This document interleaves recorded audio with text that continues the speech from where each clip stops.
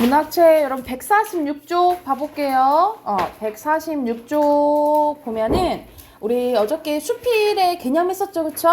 이제 수필에 좀 예시가 하나 나오는데, 자, 이 수필 중에 자신의 이제 경험을 쓴 경수필이에요.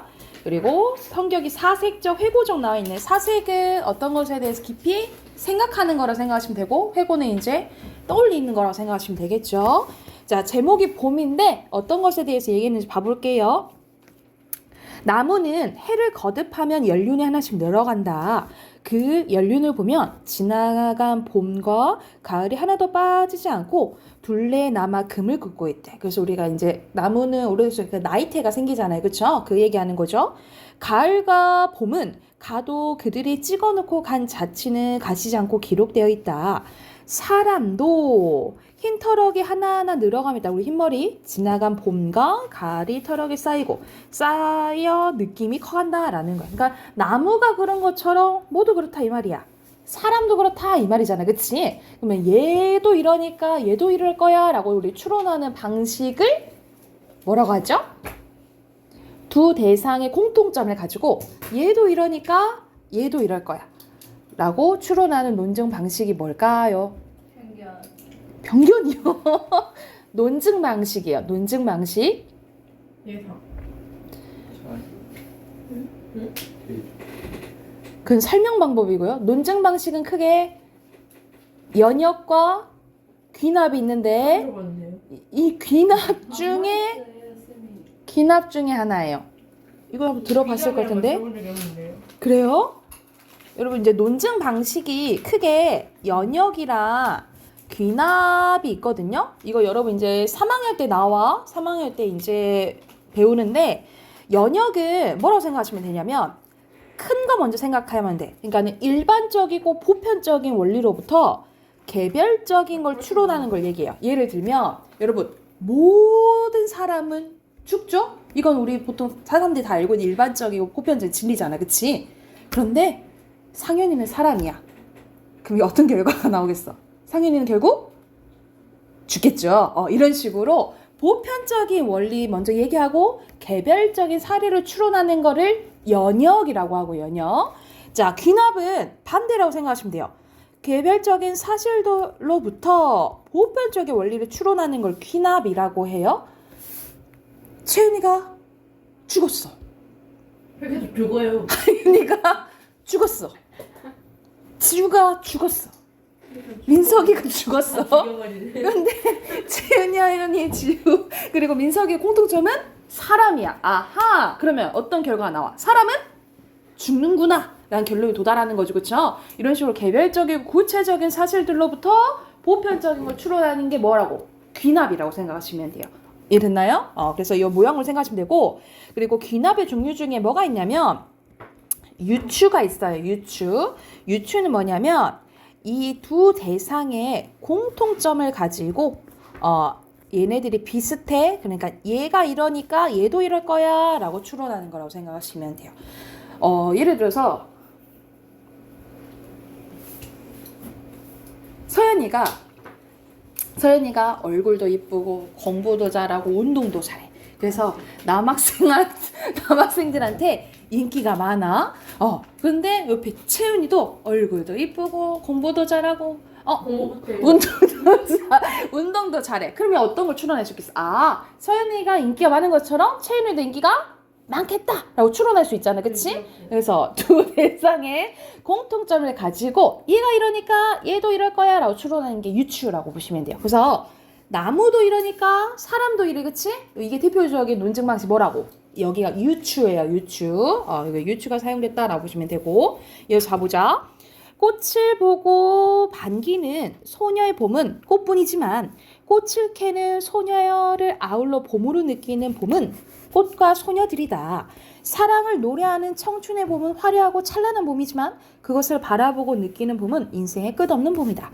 누가 봄은 젊은이의 것이요 늙은이의 것이 아니라 하던가. 자, 여기서는 우리 보통 봄 하면은 생명이 막 새로는 막 푸릇푸릇하고 막 하잖아. 그치? 그래서 보통 봄을 청춘에 이제 비유한단 말이죠. 근데 이 사람을 생각하기에는 봄은 젊은이의 것만은 아니다. 늙은이의 것도 봄이 될 수 있다라고 얘기를 하는 거야.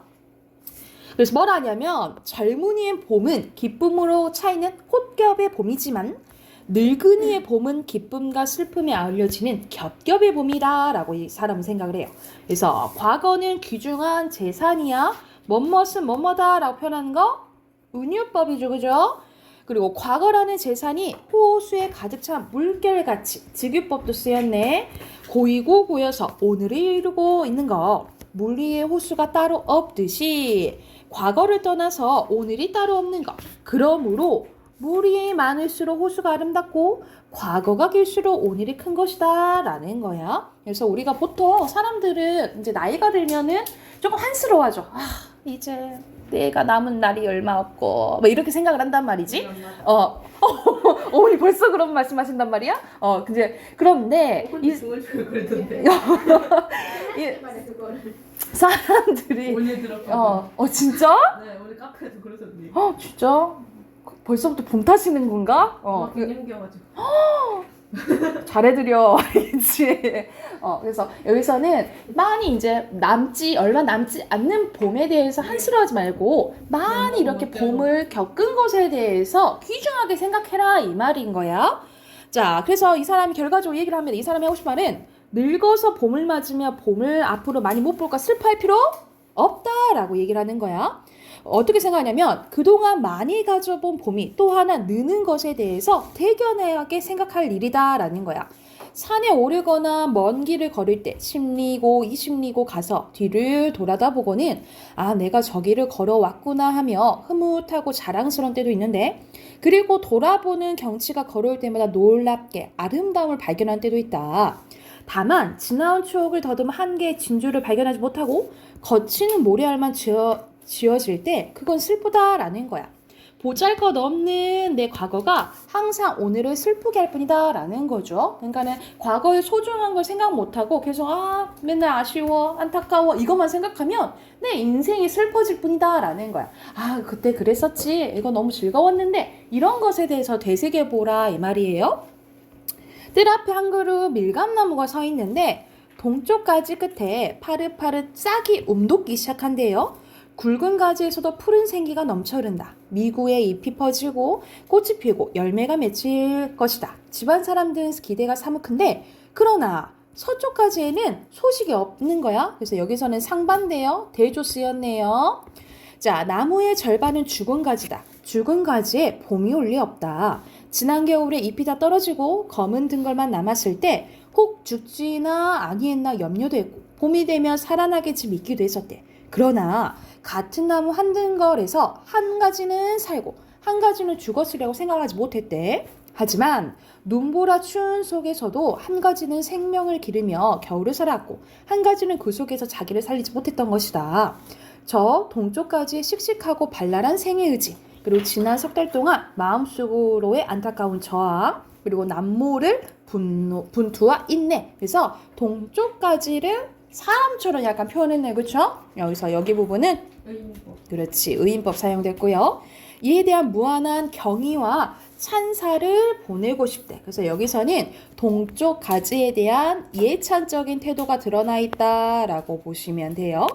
봄이 가고 봄이 없다고 슬퍼함은 1년 사는 곤충의 슬픔이다라는 거야. 예를 들어서 곤충 우리가 오래 살지 않잖아. 그럼 예를 들어서 곤충 1년 살아. 그러면 이 곤충이 맞이하는 봄은 한 번뿐이잖아. 그렇죠? 그러면 곤충 입장에서는 한 번뿐인 봄이니까 안타까워하고 슬퍼할 수 있다 이 말이야. 그런데 교목은 봄이 10번 가면 10개 봄을 가을이 100번 가면 100개의 가을을 지는다. 근데 우리 교목이나 나무나 사람은 다르죠. 한 번 아니잖아. 그치? 그러니까 엄청 슬퍼하게 생각할 필요가 없다 이 말이에요.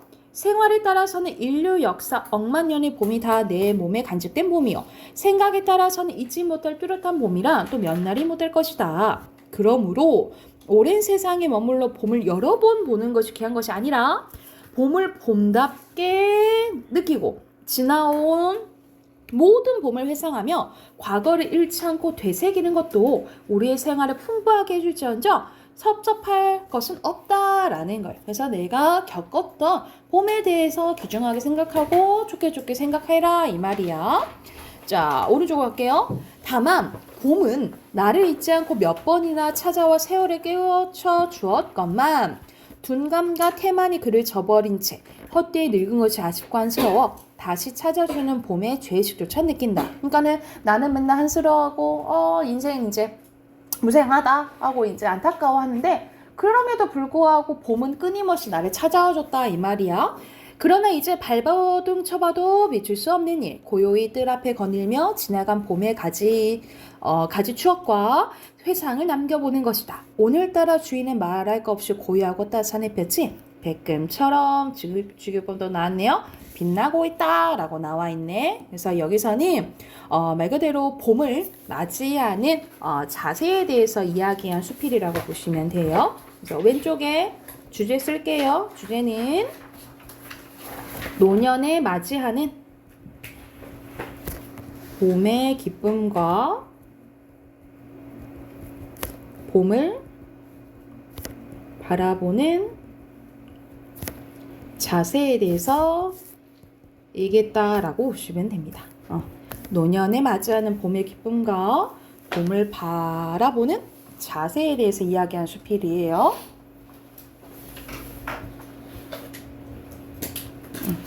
147, 148 문제 풀어볼게요. 이거 책이 있는 거예요? 네. 이거 만들 때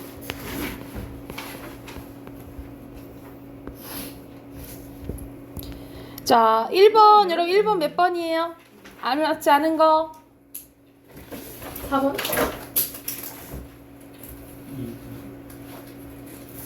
2번이죠. 명언 없죠. 그리고 2번에 적절하지 않은 거 여기서는 뭐 봄보다 뭐 가을이 더 소중한 이런 말 나와요? 전혀 그런 거 없지. 4번이고요. 그리고 생의 의지를 알려주는 건 쌤이 긍정적인 거 동쪽까지죠. 그죠? 3번입니다.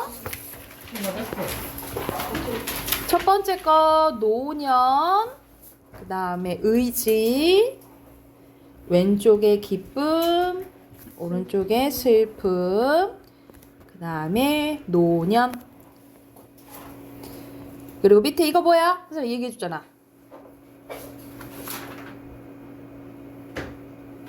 네? 유추고요. 아. 그리고 아니 너 다 그래서 얘기해 줬잖아. 몇 개나 말해 몇 개 얼마나 많은지. 그 다음에 대조, 재산, 물결입니다. 비문화 꺼내세요. 그거던데 곶감과 수필 막 그거에 수록되어 있는 곶감과 수필? 오늘 끝나네요, 비문화. 마지막 장까지 쭉 푸시면 됩니다. 7, 8. 김홍도? 네, 김홍도입니다. 160조 같이 가볼게요. 여기서는 진경산수화에 대해서 나오는데 그 대표적인 이제 화가 정선과 김홍도에 대해서 나오죠. 자, 18세기 조선에서는 진경산수화가 유행했는데 진경산수화는 뭘 얘기하냐면 우리나라의 산하를 직접 답사하고 화폭에 담은 산수화를 얘기를 한대요. 무엇보다 진경은 대상의 겉모습만 묘사하지 않고 대상의 본질을 표현한 그림임을 강조한 말이래요. 하지만 이 대상의 본질에 대한 이해는 작가마다 다르게 나타났다 이 말이야. 이 시기의 대표적인 작가 겸재정선은요. 중국의 화법인 남종문이나 기법을 바탕으로 우리의 산하를 주체적으로 그려냈는데 성리학의 깊은 이해를 가졌던 겸재는 재구성과 변형, 즉 과감한 생략과 과장으로 학문의 이상과 우리의 산하에 대해서 감흥을 표현했대요. 또한 겸재는 음과 양의 조화를 화폭에 담고자 할 때 그 대표적인 예시가 구룡폭도인데요. 여기에서 물줄기가 내 눈앞에서 쏟아지는 듯한 감흥을 표현하기 위해 겸재는 앞, 위, 아래 본 것을 모두 한 그림에 담아냈다라는 거야. 폭포수를 강조하기 위해서 물줄기를 길고 곱게 내려긋고 위에서 본 물 웅덩이를 과장되게 둥글게 변형했는데 그림을 보는 이들은 폭포수의 감흥에 집중할 수 있도록 실제 하는 폭포 너머의 봉우리를 과감하게 생략했대요. 그리고 절벽은 서리발같이 필선을 통해 강한 양의 기운을 표현한 반면에 그리고 절벽의 나무는 먹의 번짐을 바탕으로 한 무법을 통해 음의 기운을 그려냈대. 그리고 이 진경산서의 새로운 전기를 마련한 이는 단원 김홍도인데요. 국가의 공식 행사를 사실대로 기록하는 화원이었던 단원은 계산된 구도로 전대에 비해 더욱 치밀하고 박진감 넘치는 화풍을 보였는데 그는 초상화의 인물을 사실적으로 묘사하여 인물의 정신까지 담아낸 내려고 한 것처럼 대상의 완벽한 재현으로 자연에서 느끼는 감흥을 충실하려고 했대. 특히 중국에 거쳐 들어온 서양화법 중 원근법과 투시법을 수용해서 보다 사실적인 경치를 그려냈대요. 정조의 명을 받아, 여러분 A 받아 이렇게 나와 있잖아요, 그렇지? 명을 받다, 이 같은 맥락의 3번 이거 몇 번일까요? 2번. 네? 네? 했어요. 나와요. 명을 받다. 5번. 4번. 4번. 물건을 받은 게 아니야. 그치? 5번 될 수가 없겠죠? 답은 4번이에요. 4번. 아니. 4번이고 그리고 그 대표적인 예시가 구룡년인데 금강산의 구룡폭포를 직접 찾아가 그 모습을 담은 것이다. 흘러내리는 물줄기, 폭포 너머로 보이는 봉우리, 폭포 앞에서의 구름다리까지 사진을 찍은 듯이 생략 없이 그렸대. 과장과 꾸밈이 없이 보이는 그대로의 각도를 그린 겁니다. 그리고 절벽 바위 하나하나의 질감을 나타내기 위해서 선의 굵기와 농담의 변화를 주어 입체감 있게 표현을 했대. 그래서 이러한 진경산수화는 나중에 이제 19세기 작가들에게 영향을 주었다라는 내용이네요. 그러니까 똑같이 진경산수화도 작가마다 다르게 나타난 거잖아요. 그치? 그러면 1번에 대한 설명 적절한 거? 2번. 네? 네? 아니요? 몇 번요? 2번. 1번이에요. 그리고 2번에 알맞지 않은 것은 서양화법, 원근법과 투시법 받아들였다 했잖아. 그치? 3번이고요. 자, 뒤로 가서 문단 연결하면 마지막 이렇게 연결하시면 되고요. 되죠? 그리고 밑에 왼쪽부터 넣을게요. 성리학, 남종, 문인화, 앞, 위, 아니. 아래, 화원, 사실적, 원근법, 투시법, 생략, 과장이고요. 오른쪽에 어휘 순서대로 감흥, 조화, 서릿발, 본질이고요. 전기, 박진감, 자긍심. 전기 체육관. 전기고요. 자, 마지막 봐봅시다. 여기서는 이제 사진 이후에 회화적 그 미술에 대한 이제 내용인데요. 자, 사진이 등장하면서 회화는 대상을 사실적으로 재현하는 역할을 사진에게 넘겨주게 되었고, 왜냐하면 사진 너무 선명하게 나와버리잖아, 그지? 그에 따라 화가들은 회화, 그림의 의미에 대해서 고민하게 되었대. 그래서 19세기 말 등장한 인상주의와 후기 인상주의는 전통적인 회화에서 중시되었던 사실주의적 회화 기법을 거부하고 새로운 경향을 추구했는데, 자, 먼저 인상주의 화가들은요, 색이 빛에 의해서 시시각각 변하기 때문에 대상의 고유한 색은 존재하지 않는다라고 생각했대. 그래서 인상주의 화가의 대표적인 작가는 모네인데요.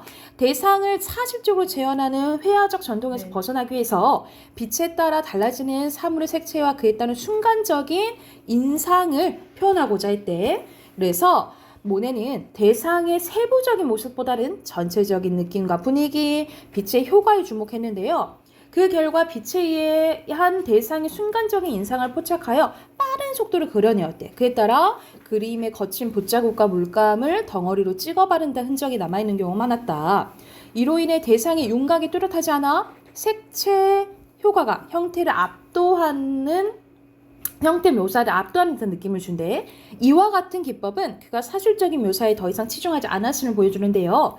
그러나 모네 역시 대상을 눈에 보이는 대로 표현했다는 점에서 이전 회화에서 추구했던 사실적 표현을 완전히 벗어나지 못했다라는 평가를 받았대. 후기 인상주의는요, 재현 위주의 사실적 회화에서 근본적으로 벗어나는 새로운 방식을 추구했는데, 후기 인상주의 화가 세자는 회화에는 눈과 두뇌가 필요한데 이 소리는 도와야 된대. 모네가 가진 것은 눈뿐이다. 걔는 그냥 눈으로 그냥 그렸다라고 이제 비판한 거지. 그래서 이러한 시도는 회화란 지각되는 세계를 재현하는 것이 아니라 대상의 본질을 구현해야 된다는 생각에서 비롯되었대. 그래서 세자는 하나의 눈이 아니라 두 개의 눈에서 보는 세계가 진실이라 믿었고 두 눈으로 보는 세계를 평면에 그리려고 했대요.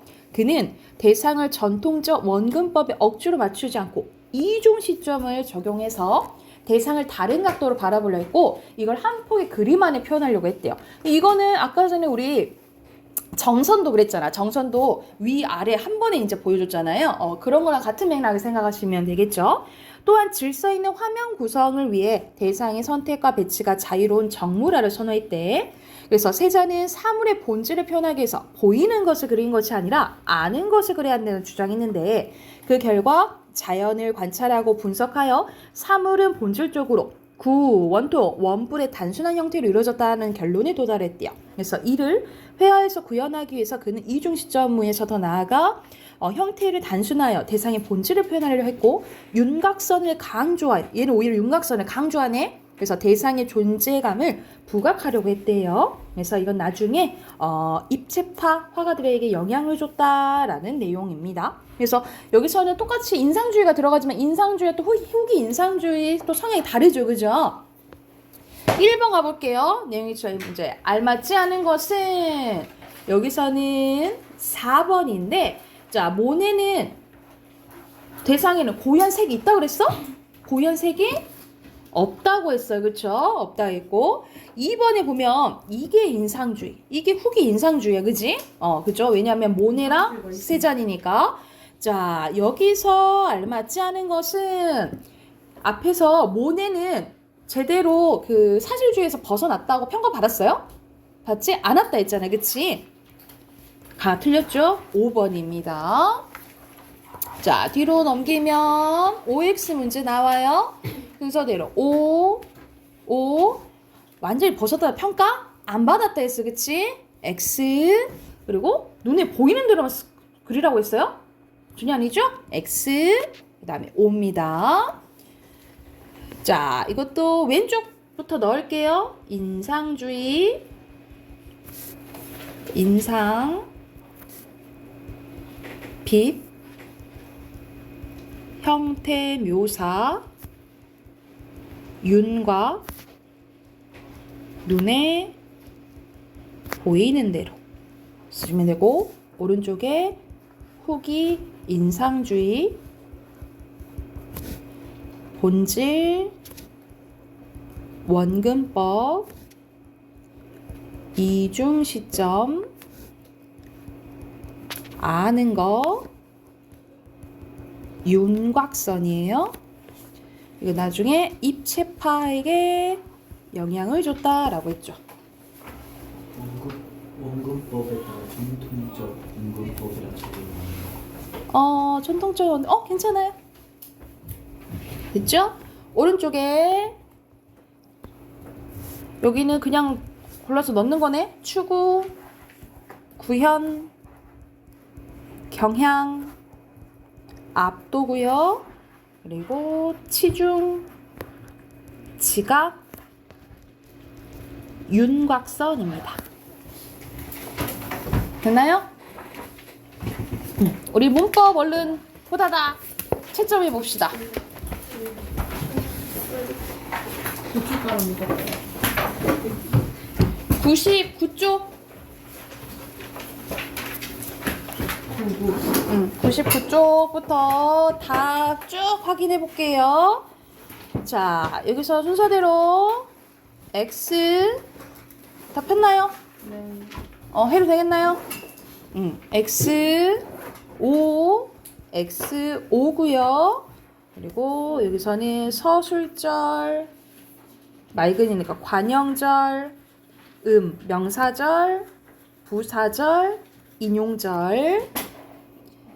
그리고 여기는 갈기가 없다, 서술절, 말도 없이 부사절, 비가 내리기, 명사절, 엄마가 만들어준 관형절. 교실에 누가 있냐고, 인용절이에요. 그리고 밑에 또 빈칸 쓰면 안긴, 아는, 명사, 관형어, 부사, 서술어, 그리고 인용입니다. 자, 뒤로 넘기면 여기서 아는 문장에 해당되지 않은 것은 여기서는 주어, 서술어서 간단하게 분석할게요. 포도가 알이 크다. 혼자서 밥을 먹기가 쉽지 않다. 나와있죠? 요리사가 먹었다. 직접 구운 빵을. 세 사람은 차를 타고 나머지는 걸어갔다. 이건 이어진 문장이네요. 답 4번이고요. 2번에 종류가 다른 거. 임, 이, 기, 음이잖아. 음기 들어가면 명사절이죠? 관련된 건 2번이죠. 부사절이에요.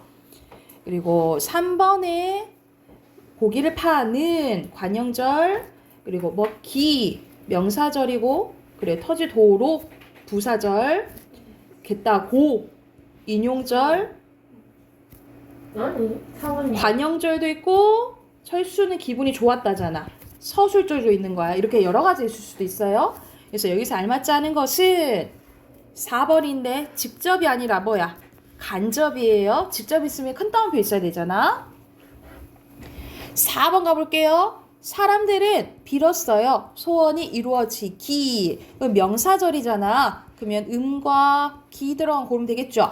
그는 깨달았다. 이미 늦었음. 보인다. 그치? 1번이네.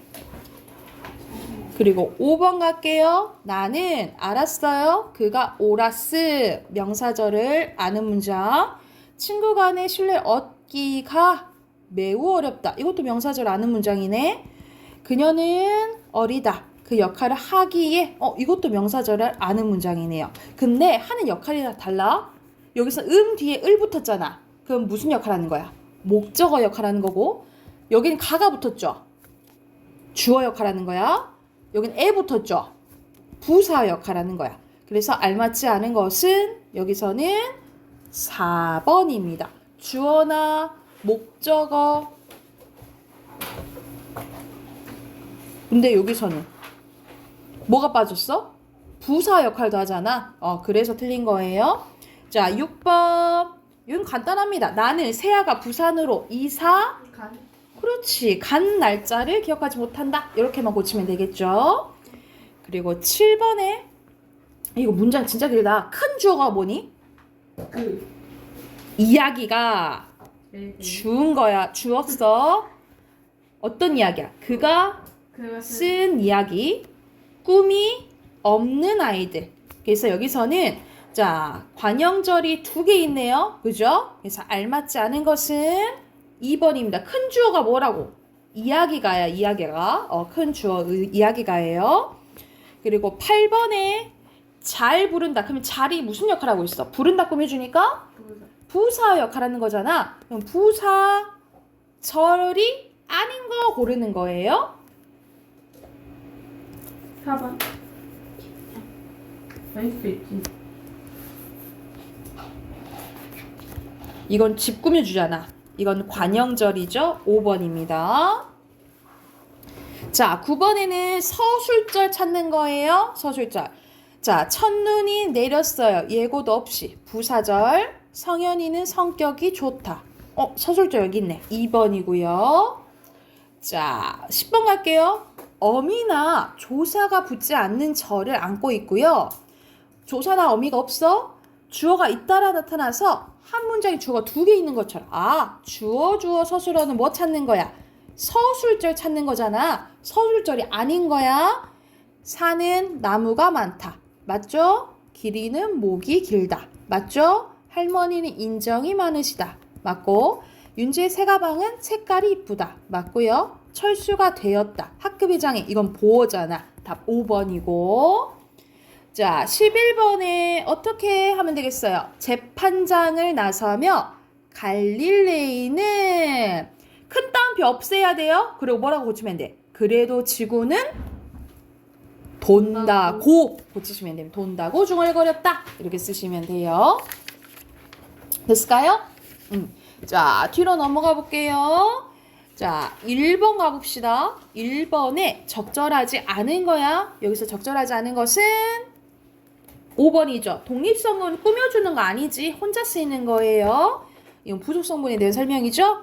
2번 가볼게. 2번에 보면 꼭 필요한 성분 고르래. 그럼 주성분이잖아. 근데 누가 무엇이 해당되래? 그러면 주어 고르는 거잖아요. 누가 무엇이 어디 있나요? 막내가 삼촌도. 이게 주어예요. 그런데 특별한 의미를 더하는 조사와 결합하래. 그러면 보조사 붙은 거는 리을이죠? 4번입니다. 그리고 문장 성분 같은 것끼리 묶으래. 분석해보면 주어, 목적어, 주어, 보어, 독립어, 이런 일 꾸며주니까 관형어, 보어, 부사어고요. 주어, 주어입니다. 답 5번이에요. 이렇게 여러분 에서 붙었다고 보통 에서 붙으면 부사어거든요. 근데 여기선 단체를 나타낼 때는 이렇게 주어 역할도 할 수 있어요. 에서가 주격조사 역할을 할 수도 있어. 자, 4번 가볼게요. 4번에는 여기서는 적절하지 않는 거 고르는 거네. 몇 번이에요? 정말은 부사어죠? 돈. 여기서는 독립어 역할이에요. 책을 빌려가도 되겠습니까? 잖아. 목적어. 동생이 혼자. 뭐 주어겠죠. 그리고 옛은 모습 꾸며주니까 관형어 역할 하겠죠. 그래서 답은 2번이에요. 기역과 미음. 생략가는 어이? 주성분을 꾸며준 성분으로 생략이 가능하다? 근데 왜 여기서는 선생님 맞는 말 아니야 원래? 그죠? 근데 뭐 때문에 틀렸을까? 주성분을 꾸며준 성분. 주성분 꾸며준 거 맞는데? 미음 그렇지. 여러분 봐봐. 10년 뒤 찾은 고향은 모습이 그대로였다. 이러면 좀 어색하다 이 말이야. 그래서 이것 때문에 그래요. 그리고 5번 갈게요. 5번에 적절하지 않은 것은 여러분 부사어나 관형어는 생략 가능하다 했잖아. 그치? 그런데 꼭 생략이 불가능한 것이 있어요. 예를 봐봐. 자, 소윤이가 색종이를 잘랐다. 그리고 경민이는 효빈이를 삼았다. 동생으로. 이게 부사어거든요. 근데 이게 없어버리면 부족하잖아. 그치? 그래서 이 동생으로는 꼭 있어야 되거든요. 이러한 것을 필수적 부사어라고 불러요. 필수적 부사어는 생략이 불가능해. 그래서 여기서 알맞지 않은 것은 5번입니다. 그래서 여기서는 동생으로는 생략이 불가능해요. 그리고 6번 가볼게요. 여러분 무엇이 어떠하다. 어떠하다는 상태잖아. 그럼 품사가 뭐가 와야 된다는 소리야? 형용사가 와야 된다는 소리고. 그리고 다른 성분을 꾸며주는 게 2개 이상 쓰였고 독립성분도 있대요. 그럼 독립성분이 없는 거. 이거 독립성분 없잖아. 그치? 그리고 형용사.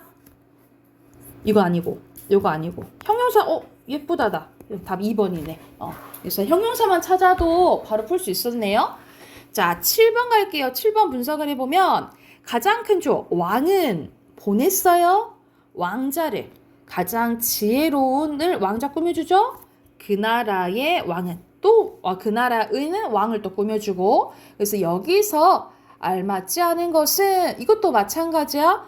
적지로는 왕자를 보냈다. 어디로 보냈는지 그럼 부족하잖아요. 그치? 그래서 생략 불가능해요. 필수적 부사예요. 3번이고요. 그리고 8번 갈게요. 8번에 알맞지 않은 것은 여기서 3번이거든요. 여기서는 니은 봐봐. 꽃밭 가득 예쁘게 피었습니다. 어떻게 예쁘게 핀 거야. 그래서 예쁘게가 피었다 꾸며주는 거예요. 그래서 서술절이 아니라 분석하면 부사절이겠죠. 부사절이에요. 됐나요? 넘어가 되겠나요? 오케이. 뒤로 넘겨서 자 9번 가볼게요. 이어진 문장의 종류가 다른 거. 그럼 뭐야? 종속 아니면 대등인 거야? 그럼 이거는 선생님이 연결어미 보라 그랬어요. 하지만 이건 생략돼 있네. 그리고 오잉 안아서 갈림하던지 그죠? 그러면 여기서는 각각 현준이는 첼로를 연주하고 그리고 현준이는 바이올린 연주할 수 있다는 되는 거야. 그래서 종류가 다른 것은 4번입니다. 요거는 종속이고 나머지는 대등이라고 보시면 돼요. 그리고 10번 갈게요. 10번에 분석해보면 고니까 나열이죠. 나열이고 대등하게 이어진 문장. 힘들어서 원인이죠. 종속적으로 이어진 문장. 힘들지만 대조죠. 이것도 대등하게 이어진 문장이야. 그래서 여기서 알맞지 않은 것은 2번이죠. 앞뒤 바꿔도 의미 변화가 생기지 않는 것은 대등이잖아. 그러니까 니은 때문에 틀렸죠. 그쵸? 이렇게 보시면 되고 11번 가볼게요. 각각 분석 알맞지 않은 것은 여기서는 4번이에요. 도유리가 선생님이 되었다. 말썽꾸러기였더니 도유를 꾸며주잖아. 그치? 그러면 이걸 서술절이 아니라 뭐예요? 도유리를 꾸며주니까. 관용절. 그렇지. 관형절이죠. 그래서 11번에 4번이고 12번에 분리가 적절하지 않은 거 몇 번? 2번이죠. 형은 장난감을 고쳤다. 형이어야 되겠죠. 형이어야겠죠. 동생이 아니라. 13번 가볼게요. 13번에 기억과 니은에 대한 설명으로 알맞지 않은 것은 분석해볼게. 나는 모르겠다. 연필을 어디에 둔 줄. 어디에 둔이 줄 꾸며줘. 이거 관형절을 아는 문장이에요. 엄마는 바래요. 내가 훌륭한 과학자가 되기. 이건 명사절을 아는 문장이에요. 그래서 답은 여기서는 2번입니다. 여러분 목적어 봐볼까? 목적어는 요게 목적어니까 명사절 아는 거는 맞아요. 니은은. 근데 이거는 관형절이겠죠.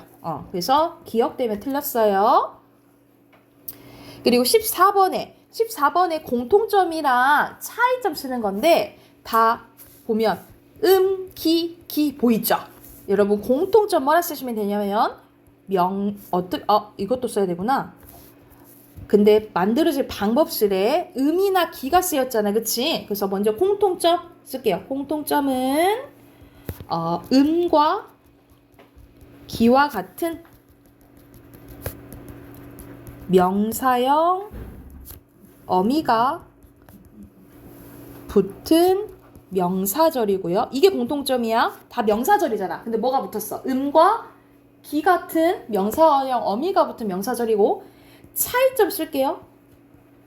차이점은 문장에서 각각 자, 여러분 봐봐. 이가 붙었지. 얘는 주어 역할하는 거야. 애가 붙었지. 부사 역할하는 거야. 르이 붙었죠. 목적어 역할하는 거야. 그래서 각각 쓰시면 돼요. 주어, 부사어, 목적어 역할을 한다라는 차이점이 있다라고 생각하시면 됩니다. 공통적으로 명사절인데 역할이 다른 거예요. 됐을까요? 넘어가 되겠나요? 자, 15번에 여기서는 부사절이네, 그지? 소리 없이 다가왔다니까. 부사절이 아닌 거. 부사절. 새로 나온? 라면 꾸며주고. 이거 관형절이네요. 이건 관형절이에요. 15번에 3번. 마지막 문제 봐볼게. 여기 또 분석해보면 그는 사마 때 위기를 좋은 기회로. 좋은이 기회 꾸며주니까 관형절을 아는 문장으로 보시면 되고요. 바다가 파랗다. 눈이 부시게. 이거는 파랗다 꾸며주니까 부사절을 아는 문장. 동주는 별을 응시했대요. 반짝이는 별. 반짝이는 별 꾸며주죠. 관형절을 아는 문장으로 봐요. 여기서 알맞지 않은 것은 여러분 몇 번 했어요? 이렇게 볼 거야? 4번. 4번? 4번. 봐볼까? A의 조언과 C의 반짝이는 안긴 문장의 서술어죠? 서술어 선생님 서술어 표시했잖아. P가 서술어죠? 그치? 맞네요. 2번. 2번 봐볼까? B는 바다가 눈이 각각 다른 서술어의 주어군. 선생님 주어 표시했잖아. 바다가 눈이 각각 다른 서술어의 주어 맞잖아요. 그치? 5번. 5번 봐볼까? 아니, 5번 맞는 것 같아. 5번 맞는 것 같아? 네. 그래 수식하는 거 가르쳤잖아 선생님이. 답만 피해가. 답만 막 피해가. 답은 3번인데 자 봐볼게. 중간에 C의 별을 봐봐요. 별을은 안긴 문장에 여러분 별을 목적어 맞잖아. 그치? 목적어는 맞잖아요. 근데 아는 문장의 목적어군. 아는 문장에서 목적어 맞는데 안긴 문장에서는 여러분 이게 중복된 거야. 반짝이다잖아. 그럼 이와 관련돼서 문장을 만들면 뭐가 반짝이는 거야? 별. 이 반짝이는 거죠. 그쵸? 그러면은 안긴 문장은 목적어 아니라 뭔 거야? 먼저. 별이 반짝이는 거잖아. 주어인 거지. 주어로 고치세요. 됐을까요? 답 확인하다가 시간이 다 갔네. 우선 여기까지 하고 진도는 다음 시간에 나갈게요. 여러분 비문학 끝났잖아. 비문학 끝났으니까 문학책이랑 문법책만 챙겨 오시면 될 것 같아요. 그리고 단어 25강 외워오세요. 아셨죠?